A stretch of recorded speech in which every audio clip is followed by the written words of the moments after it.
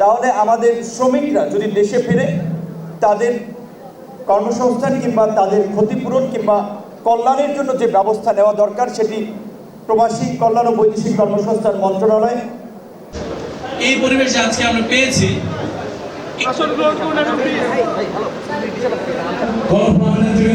এবং সেই সাথে আমাদের বন্দর উপজেলা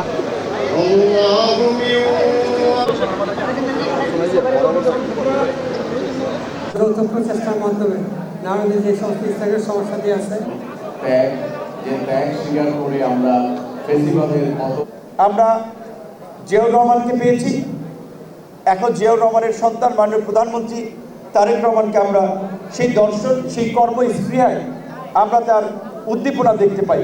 সরকারি দল, বিরোধী দল, নাগরিক সমাজ যদি আমরা সরকারকে সহযোগিতা করি, তারেক রহমানের নেতৃত্বে বেশি দূর প্রয়োজন হবে না, বেশি দিন প্রয়োজন হবে না। আগামী 5 বছরের মধ্যে বাংলাদেশকে আমরা একটা ট্র্যাকে তুলতে পারবো।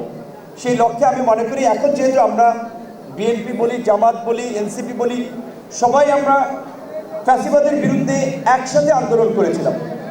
কাজে এই সরকার কারো প্রতিপক্ষ নয়, এই সরকার আমাদের সকলের সরকার।